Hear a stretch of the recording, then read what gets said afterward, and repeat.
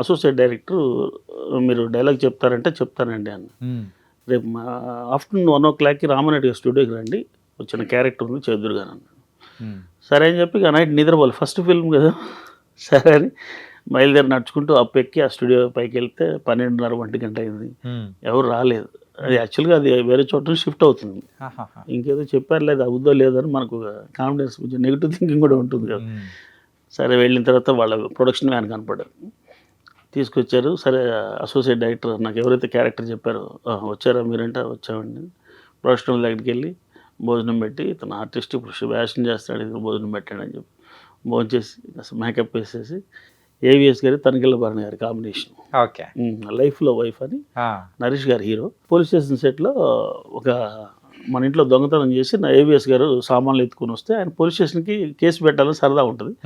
దానికోసం నేను వెళ్తే తనికెళ్ళ భరణి గారు ఎస్ఐ, దువాస్ మోహన్ గారు కానిస్టేబుల్. ఆ కాంబినేషన్ ఫస్ట్ ఫిల్మ్ అలా జరిగిందండి. ఇక అక్కడ నుంచి అహో బ్రహ్మ శిష్య, ఆషాఢం పెళ్లి కొడుకు. ఆషాఢం పెళ్లి కొడుకు అంటే రాజమండ్రి షూటింగ్, మంచి క్యారెక్టరే. అందరూ మా మిత్రులంతా వెళ్ళి చూశారు అన్నపూర్ణ స్టూడియోస్లో ఎక్కడ ప్రివ్యూ వేస్తే. ఇంకేముంది ఈ సినిమాతో నువ్వు బ్రహ్మాండమైన అవకాశాలు వస్తే సోలో అనమాట క్యారెక్టర్. తీరా చూసిన తర్వాత నెక్స్ట్ డే రిలీజ్కి 2 సీన్లో ఒక సీన్ మెయిన్ సీన్ కట్ అయిపోయింది. తర్వాత యూట్యూబ్లో మొన్న చూస్తే ఆ సీన్ యాడ్ అయింది. నాకు ఒక సంతోషం అనిపించింది అనమాట. దాని తర్వాత మ్యారేజ్, ఫ్యామిలీ, పిల్లలు, అటు ఉద్యోగం, ఇటు షూటింగ్స్లో లేనప్పుడు మళ్ళీ ఏదైనా మళ్ళీ వెతుక్కోవటం, అక్కడ షూటింగ్ చేస్తుంటే ఉద్యోగులు వాళ్ళు తీసేయటం, ఇలా జర్నీ స్టార్ట్ అవుతా ఇట్లా 8 సంవత్సరాలు గడిచిపోయింది. ఈ ట్రావెలింగ్లో ఒక 40-50 సినిమాలు చేశాను. ఓకే, గుర్తింపు అయితే రాలేదు, చేస్తున్నా ఉన్నావు, వస్తున్నాయి. ఈ జాబ్ వెళ్తే ఏమైనా నీకు సినిమా కావాలా ఉద్యోగం కావాలా, ఈ రెండింటిలో తెలుసుకోలేని పరిస్థితి. అంటే ఉద్యోగం అంటే ఏం ఉద్యోగం సార్? సేల్స్. ఏదో బతకాలి కదా, ఫ్యామిలీ ఫీడ్ చేయాలి కదా, మ్యారేజ్ చేసుకున్నాం కదా, వాళ్ళని తిండి పెట్టాలి కదా. అందుకని మనసంతా ఇటే ఉండేది. ఆ ఉద్యోగం నుంచి కూడా మార్కెటింగ్ బయటకు వస్తే ఇక్కడ షూటింగ్ జరుగుతున్నాయి, వాళ్ళకి వెళ్ళటం కలవటం రావటం, అలా ట్రావెలింగ్లో 25-30 ఇయర్స్ గడిచిపోయినాయి. ఇక ఇప్పుడు పాప మ్యారేజ్ అయింది, బాబు యూఎస్ వెళ్ళాడు. 4 ఇయర్స్ నుంచి ఇక సీరియస్గా దీని మీద క్యారెక్టర్స్ స్టార్ట్ చేశారు. అసలు ఏంటి ఇప్పుడన్నా తెలుసుకోకపోతే ఇట్లా మనకి ఇష్టమైంది మనం చేయాలి, వాళ్ళకి చేయాల్సింది చేసాము. సో మనకి ఇష్టమైంది యాక్చువల్ ఫ్యాషన్ యాక్టింగ్, దీనికోసం వచ్చాము. ఆ రోజుల్లో సిబిఐటీలో ఇంజనీరింగ్ కూడా వదిలిపెట్టాము. అవునా సార్? 90-94 బ్యాచ్లో ఈ యాక్టింగ్ మీద పిచ్చితోటి ఏంటంటే రోజుకు 10,000 రూపాయలు ఆర్టిస్ట్గా కామనే కదా. 10,000 వస్తే నెలకు ఒక 5 రోజులు వేషం వస్తుంది, ఒక 50,000 వస్తుంది. అప్పట్లో ఇంజనీర్కి ఎంత ఇచ్చాము, 2,000-3,000 శాలరీ ఉండేది. అంతకంటే ఎక్కువ వస్తుంది, గుర్తింపు వస్తుంది, ప్రతిరోజు మనం గుర్తుపడతారు, మనకి ఇంట్రెస్ట్ ఉంది. ఆల్రెడీ చిన్నప్పటి నుంచి మా ఊర్లో, మన ఖమ్మం డిస్ట్రిక్ట్ ముదిగొండ మండలం బాణాపురం విలేజ్ అనమాట. ఓకే, ఆ ఊర్లో ప్రజానాట్య మండలం రోజు నాటకాలు వేస్తుంటే నా మైండ్ అంతా అక్కడే ఉండేది. అది బాగా ఫస్ట్ అంటే నాటకాల బ్యాచ్ టైం నుంచి మీకు ఇంట్రెస్ట్ అనేది అక్కడ క్రియేట్ అయిపోయింది. వాళ్ళు వేస్తుంటే చూసేవాడిని, ఇంత బాగా ఎలా చేయగలుగుతున్నారు డయాస్ మీద అని చెప్పేసి దాన్ని వాళ్ళే రాసుకునే వాళ్ళు. పొద్దున్నే ఆడేవాళ్ళు, మళ్ళీ పొద్దున్నే వాళ్ళతో కలిసేవాళ్ళు, రిహార్సల్ వెళ్ళి చూడటం, ఫాలో అవటం, మా హాలిడేస్ దొరికితే అదే పని.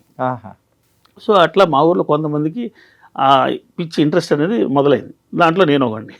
కానీ సార్ 1992లో అది సిబిఐటి అంటే అప్పటికే తోప్ కాలేజ్, ఇప్పటికీ చాలా తోప్ కాలేజ్.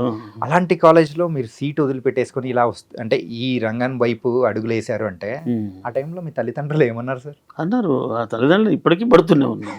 ఇప్పటికీ అంటున్నారా? ఇప్పటికీ మా ఫ్రెండ్స్ అంతా యూఎస్లో ఒక్కొక్కళ్ళు లక్షల కోట్లు సంపాదించి బాగా సెటిల్ అయ్యారు. మరి నేను హైదరాబాద్లో నాకు ఒక 100 గజాల స్థలం కూడా లేదు. అంటే నేను అది నమ్ముకున్నాను, నాకు అది ఇంట్రెస్ట్ ఉన్నది, అదే చేస్తున్నాను. అందరూ అంటున్నారు, సరే నేను కూడా వాస్తవంగా జరిగిన విషయం అది ఓపెన్గా చెప్పుకోవాలి కాబట్టి ఇప్పటికీ పడుతూ ఉన్నాం, చేస్తున్నాను అని చెప్పేసి సరే ఎప్పటికైనా మన ఫైనల్గా ఇదే ఇంట్రెస్ట్, మనకి వేరే ఏం చెప్పినా మనకి నడవదు, దీంట్లో ఫిక్స్ అయిపోయాం. ఈ రంగం వైపు ఎవరైతే అడుగులు వేస్తుంటారో నార్మల్గా, సో ప్యాషన్ ఇంపార్టెంటా, డబ్బులు ఇంపార్టెంటా అంటే మీరు ఏం చెప్తారు? యాక్చువల్గా డబ్బులు ఇంపార్టెంట్, ప్లస్ దాంతోపాటు సేమ్ టైం ఫ్యాషన్ కూడా మనం ఫుల్ఫిల్ చేసుకోవాలి. మనకు వచ్చిన డబ్బులతో ఇప్పుడు డబ్బులు ఉంటాయి, హ్యాపీనెస్ కూడా ఉండాలి కదా. ఇప్పుడు నాకు జరగాల్సింది ఏమో, ఫ్యామిలీని వదిలిపెట్టలేదు, పిల్లలు నాతోటి ఉన్నారు, 2 ప్యారలల్గా చేసుకుంటూ వెళ్తున్నాను. కాకపోతే గుర్తింపు రాలేదు. సినిమాలు చేస్తున్నాం, సినిమాలు ఆడాలి కదా, నాకు ఇచ్చే క్యారెక్టర్ లెంత్ రోల్ అయ్యాలి. ఇప్పుడు ఏ యాడ్ ఇన్ఫినిటివ్ అని ఒక సినిమా చేశాను నేను, throughout character. Okay, NRI Yugandhar గారు డైరెక్టర్, ఒక హెడ్ కానిస్టేబుల్ బొజ్జప్ప అని కొంచెం కామిక్ రోల్ ఉంటుంది. సినిమా మంచి సినిమా, మాఫియా మన ఏమంటారు మెడికల్ మాఫియా మీద తీశారు సినిమా, చాలా బాగుంటుంది. సినిమా ఆడలేదు. సకల గుణాభిరామ చమక్ చంద్రతో మంచి వేషం చేశాను. సన్నీ విజయ్ సన్నీ హీరోగా. నా క్యారెక్టర్ బాగానే ఉంది. చమక్ చంద్ర కామెడీ అంత కామెడీ సినిమా ఆడలేదు. అట్లా అప్పారావు డ్రైవింగ్ స్కూల్ బ్రహ్మానంద్ గారి కాంబినేషన్ చేశాను నేను. ఓకే. ఆ రోజుల్లోనే గణపతి కాంప్లెక్స్ దగ్గర బ్రహ్మానంద్ గారికి 4 సీన్లు 5 సీన్లు ఉంటే దాంట్లో నాతోటి ఒక సీన్, నాతోటి లక్కీ సెట్ గారితో సీన్, గుండా హనుమంతరావు గారితో సీన్, అట్లా 4 సీన్లో నాకు ఒక సీన్ ఇచ్చారు. ఆ సినిమా అంతా అయిపోయినాక 18లో కట్ చేశారు. మీరు ఎప్పటివారు సార్ కూకట్పల్లి ఏదో జంగల్ గా ఉన్నప్పుడు అప్పటి నుంచి వచ్చేసినట్టు అనిపిస్తుంది. అవును, వాస్తవమే అది. అప్పుడు నాకు ఎందుకు వచ్చిందని చదువుతుంటే మన బాబు మోహన్ గారు విజయనారాయణ గారి సినిమాకి ఆర్టిస్ట్గా వచ్చి ఆ నైట్ మేము ఆ మామిడి తోటలో వెళ్ళి షూటింగ్ చూసేవాళ్ళం. ఇక్కడ మన ఖమ్మం డిస్ట్రిక్ట్ లో హైదరాబాద్ లో మామిడి తోటలో, హైదరాబాద్లో మన నానక్రామ్ కూడా అన్ని తోటలే కదా, విజయనారాయణ గారి తోటలే కదా.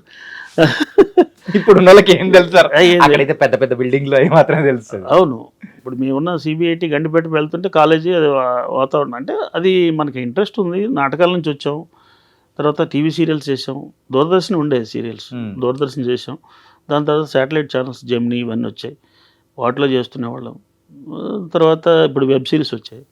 లాస్ట్ 3 years నుంచి కొంచెం ఫోకస్ పెట్టాము. ఇప్పుడు కొంచెం ఫాదర్ క్యారెక్టర్లు వస్తున్నాయి.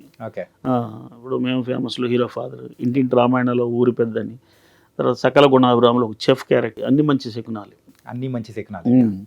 హైవే గుహన్ గారి డైరెక్టర్. తర్వాత జయమ్మ పంచాయతీలో సుమ గారు ట్రాక్టర్ తీసుకొచ్చి ఆ ట్రాక్టర్ని ఆపేసి నాకు ఫోన్ చేస్తుంది. నేను హైదరాబాద్లో ఉంటాను, అన్న ఏమీ రాలేదంటే వీళ్ళు కట్నాలు ఇవ్వలేదని ఆమె ఫోన్ చేసి అడుగుతుంది. ఏటీ గొడవ, ఏటీ పంచాయతీ అని మనం హైదరాబాద్లో ఉంటే ఆమె కట్నం ఇవ్వలేదని చెప్పి ఫోన్ చేసి అడుగుతుంది. దానికి ఆ సమాధానం చెప్పడం కోసం హైదరాబాద్లో ఒకరోజు షూట్ చేశారు. దాంట్లో ఒక క్యారెక్టర్ ఇచ్చారు, కలివరపు విజయ్ కుమార్ గారు. ఈ లోపల చాలా షార్ట్ ఫిల్మ్స్ చేశాను. ఆ షార్ట్ ఫిల్మ్స్ వాళ్ళు డైరెక్టర్స్ అవుతారు, పొద్దున అవకాశాలు వస్తాయని ఇట్లా జర్నీ స్టార్ట్ అవుతుంది. వచ్చింది మనకి ఏదో అవకాశం వస్తే సీరియల్స్ కూడా ఇప్పుడు దాదాపు ఉన్న సీరియల్స్ అన్నిట్లో క్యారెక్టర్లు చేశాను. అన్నిట్లో. ఈ సీరియల్స్లో ఎన్విరాన్మెంట్ కానీ ఎలా ఉంటుంది సార్? సీరియల్స్లో ఆర్టిస్ట్కి ఏంటంటే ఒక కంటిన్యూటీ క్యారెక్టర్ ఉంటేనో అతని ట్రీట్మెంట్ వేరే ఉంటుంది. అంటే అతనికి ఒక శాలరీ, ఒక అసిస్టెంట్ తెచ్చుకుంటాడు, ట్రాన్స్పోర్ట్ కార్ అయితే ఎక్కువ ఇస్తారు. ఇప్పుడు నేను 1 day 2 days క్యారెక్టర్లు, లేదంటే ఒక 4-5 రోజుల క్యారెక్టర్. ఇప్పుడు హంసగీతం నోట్ చేశాను, జమిని శ్రీకాంత్ ప్రొడక్షన్ 6 నెలలు చేశాను. పేమెంట్ ఏం మార్పు ఉండదు, క్యారెక్టర్ వస్తుంది, క్యారెక్టర్ కనపడుతుంది టీవీలో, బట్ మన బెనిఫిట్స్ ఏమి ఉండవు అనమాట. వాళ్ళు ఇచ్చేది ఫిక్స్ చేస్తారు ఒక అమౌంట్, ఆ అమౌంటే ఆ సీరియల్ అయిపోయేంత వరకు అంతే ఉంటుంది. ఏదైనా అడిగామనుకోండి నెక్స్ట్ సీరియల్ చూద్దాం అంటారు. ఓకే. ఈ పేమెంట్స్ విషయంలో చాలా మంది కూడా ఒకటే అంటూ ఉంటారు, ఏంటంటే ఆర్టిస్టులు ఎక్కువగా ఏంటంటే ప్రొడ్యూసర్ దగ్గర నుంచి నెక్స్ట్ స్టెప్లో ఎవరైతే ఉంటారో వాళ్ళ దగ్గరకు వచ్చిన తర్వాత అక్కడే ఆగిపోతుంది తప్ప మెయిన్గా ఉన్న ఆర్టిస్టుల వరకు రాదేమో అని కూడా కొంతమంది అంటూ ఉంటారు. 100% కరెక్ట్.